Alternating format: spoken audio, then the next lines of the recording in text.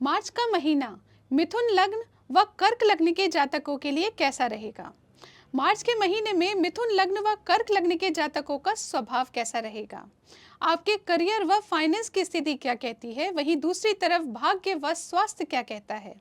वैवाहिक जीवन, संतान का जीवन, स्टूडेंट्स का जीवन, प्रेम संबंधित योग, विदेश योग, इन सभी बिंदुओं पर विस्तार से चर्चा करेंगे आज इस वीडियो में। साथ ही जानेंगे कुछ सरल व सटीक उपाय जिनको कर लेने से निश्चित तौर पर मार्च का महीना आप अपने फेवर में बना लेंगे। नमस्कार मित्रों, मैं श्वेता मिश्रा एक बार फिर आप सभी का बहुत बहुत स्वागत करती हूँ। मित्रों, सबसे पहले जान लेते हैं मिथुन लग्न के जातकों के बारे में। यदि आपकी लग्न कुंडली के प्रथम भाव में नंबर लिखा है 3, तो आप मिथुन लग्न के जातक हैं। यदि आप इस विधि से अपना लग्न नहीं समझ पा रहे हैं तो अपनी कुंडली की फोटो खींचकर हमें व्हाट्सएप के माध्यम से भेज दीजिए। आपका सही लग्न हम व्हाट्सएप पे ही आपको बता देंगे। अब जान लेते हैं मिथुन लग्न के जातकों का स्वभाव कैसा रहेगा। तो मित्रों, आपके लग्न में मंगल देव विराजमान है और मार्च के महीने में आपके लग्नेश भी नीच की स्थिति में रहेंगे। ऐसे में आपसे कहना चाहूंगी कि अपने द्वारा लिए गए डिसीजंस पर हमेशा पुनः विचार अवश्य करें। जो भी निर्णय ले वो किसी समझदार व्यक्ति के साथ डिस्कस करके ही ले। जल्दबाजी में आकर या गुस्से में आकर कोई भी निर्णय ना ले। अब आगे बढ़ के जानते हैं ये समय करियर के दृष्टिकोण से कैसा रहेगा। तो मित्रों, आपके करियर की स्थिति अच्छी बनी हुई है। यदि आप पॉलिटिक्स फील्ड से जुड़े हुए हैं तो वहां पर भी अच्छे योग देखने को मिल रहे हैं, परंतु ध्यान किस बात का रखना है कि गुप्त शत्रु आपके जीवन में कभी भी प्रवेश कर सकते हैं। इसलिए जो भी कार्य करें वो सोच समझ के करें। अपनी चीज़ ज़्यादा लोगों को डिक्लेयर ना करें। ज़्यादा से ज़्यादा अपनी चीज़ को अपने तक ही रखने का प्रयास करें। यानी कहने का मतलब है गुप्त शत्रुओं से सावधान रहें। अन्य स्थितियां बहुत शानदार बनी हुई हैं। आप अपने बिजनेस में तेजी से आगे बढ़ेंगे। बस ध्यान किस बात का रखना है तो गुप्त शत्रुओं का रखना है। आगे बढ़ के जानते हैं ये समय फाइनेंस के दृष्टिकोण से कैसा रहेगा। तो मित्रों, फाइनेंस की स्थिति भी अच्छी बनी हुई है। जैसा पिछले महीने चल रहा था वही स्थिति अभी भी बनी हुई है। अब जानते हैं ये समय भाग्य के दृष्टिकोण से कैसा रहेगा। तो मित्रों, यदि आपके कार्य ऐसे हैं जिसमें आपको भाग्य के सपोर्ट की आवश्यकता है तो वो कार्य आपके 14 मार्च के बाद बनने लगेंगे। इसलिए पेशेंस बनाए रखें और 14 मार्च का इंतज़ार करें। आपके कार्य भाग्य के सपोर्ट से बन जाएंगे। अब जानते हैं कि ये स्थिति स्वास्थ्य के दृष्टिकोण से कैसी रहेगी। तो मित्रों, स्वास्थ्य के दृष्टिकोण से मार्च का महीना आपके लिए उत्तम बना हुआ है। कोई परेशानी देखने को नहीं मिल रही है। बस लापरवाही नहीं कीजिएगा। अब जानते हैं ये समय वैवाहिक जीवन के लिए कैसा रहेगा। तो मित्रों, वैवाहिक जीवन की भी स्थितियां मधुर बनी हुई हैं, परंतु आप अपने जीवन साथी से या जीवन साथी आपसे यदि ओवर एक्सपेक्टेशन रखेंगे तो वहां पर मन मुटाव की स्थिति बन सकती है। गुस्से में आकर आप दोनों के मध्य किसी प्रकार का वाद विवाद भी हो सकता है। ऐसी स्थितियों को अवॉइड कीजिए। यदि आपने इन चीज़ों का ध्यान रखा तो वैवाहिक जीवन भी शानदार बना रहेगा। वहीं दूसरी तरफ बात करें संतान का जीवन या फिर स्टूडेंट्स का जीवन, तो मित्रों वो स्थिति अच्छी बनी हुई है। संतान से संबंधित यदि कोई चिंताएं थी तो मार्च के महीने में समाप्त होंगी और स्टूडेंट्स को भी आप जितने एफर्ट्स लगाएंगे उससे भी अच्छे रिजल्ट्स आपको देखने को मिलेंगे। तो स्टूडेंट्स के लिए भी मार्च का महीना शुभ रहेगा। अब जानते हैं ये समय प्रेम संबंधित योगों के लिए कैसा रहेगा। तो मित्रों, आपके लिए भी डिसीजन लेने का सही समय है, परंतु निर्णय लेने में गलती मत कीजिएगा। जब भी निर्णय लें तो सोच समझकर ही लीजिएगा, अदरवाइज चीज़ें आपके फेवर में बनी हुई हैं। अब जानते हैं ये समय विदेश संबंधित योगों के लिए कैसा रहेगा। तो मित्रों, वहाँ पर भी स्थिति आपके फेवर में बनी हुई है। यदि आप इंपोर्ट एक्सपोर्ट से संबंधित कोई कार्य करते हैं तो समय उत्तम है। यदि आप विदेश से संबंधित कोई भी गतिविधि आपके जीवन में जुड़ी हुई है और आप इस महीने उसमें आगे बढ़ना चाहते हैं तो समय उत्तम है। यानी विदेश योगों के लिए समय अच्छा रहेगा।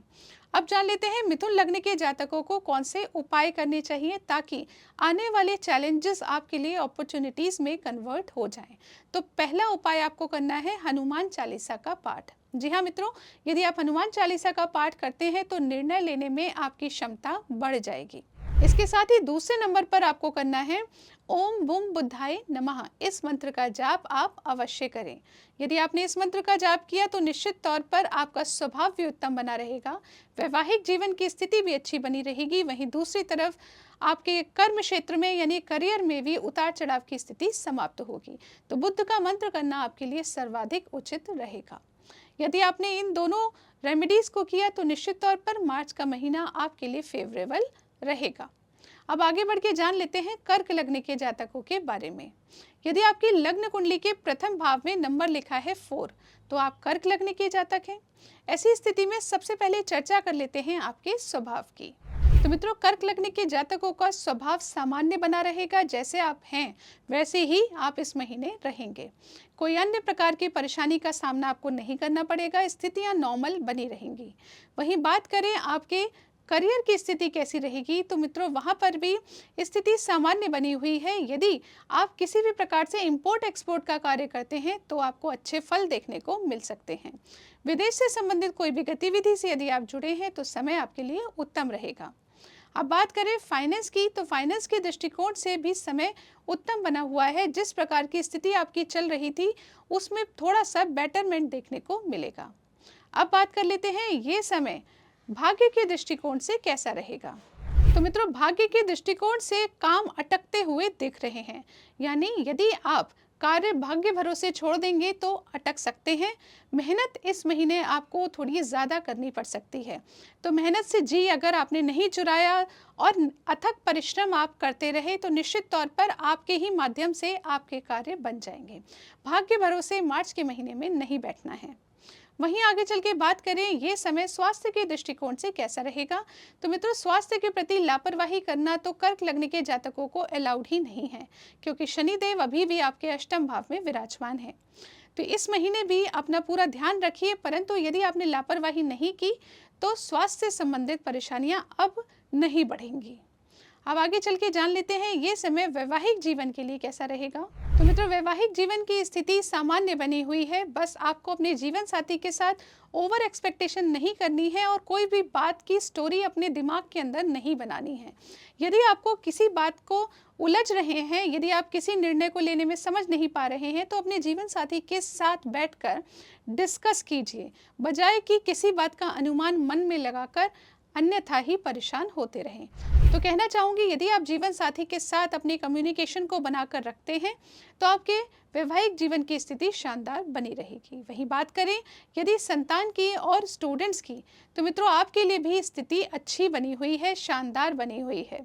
स्टूडेंट्स के लिए पढ़ने के बहुत ही अच्छे योग बने हैं। देवगुरु बृहस्पति सीधे आप पर दृष्टि दे रहे हैं। सारे तरफ से इस वक्त आपको पढ़ाई पर फोकस रखना चाहिए ताकि आप बहुत अच्छा स्कोर कर पाएँ। संतान से संबंधित भी यदि कोई चिंता है तो उसके सॉल्यूशन मिल जाएंगे, अधिक परेशानी का सामना नहीं करना पड़ेगा। अब जान लेते हैं ये समय प्रेम संबंधित योगों के लिए कैसे रहेंगे। तो 100% आपके लिए फेवरेबल समय चल रहा है, आप डिसीजन लेकर आगे बढ़ सकते हैं। अब जानते हैं ये समय विदेश संबंधित योगों के लिए कैसा रहेगा। तो विदेश से संबंधित कार्य जैसा कि मैं पहले भी बता चुकी हूँ आपके तेजी से बढ़ते हुए दिख रहे हैं। तो आप इस वक्त इंपोर्ट एक्सपोर्ट का कार्य या कोई भी आप फॉरेन प्रोडक्ट का भी कार्य क्यों ना करते हो या किसी एमएनसी में आप कार्य करते हो, इन सभी स्थितियों में चीज़ें आपके फेवर में रहेंगी। अब जान लेते हैं कि आपको कौन से उपाय करने चाहिए ताकि मार्च के महीने में आपके जीवन में आने वाली सभी चुनौतियों का सामना आप डटकर कर पाएं। तो पहली चीज़ जो आपको करनी है, ओम शम शनिश्चराय नमः इस मंत्र का जाप प्रतिदिन 108 बार अवश्य कीजिए। शनिवार के दिन काले रंग की वस्तु या सरसों के तेल का दान कीजिए और ये दान किसी ज़रूरतमंद व्यक्ति को ही दीजिएगा। इसके साथ ही ओम सोम सोमाय नमः इस मंत्र का जाप भी अवश्य कीजिए ताकि सही निर्णय लेने में आपको आपके लग्नेश का आशीर्वाद प्राप्त होता रहे। आशा करती हूँ ये जानकारी आपको पसंद आई होगी। यदि पसंद आए इस वीडियो को लाइक कीजिए, शेयर कीजिए, पेज को फॉलो कीजिए। अगले वीडियो में आपसे फिर मुलाकात होगी, तब तक के लिए नमस्कार।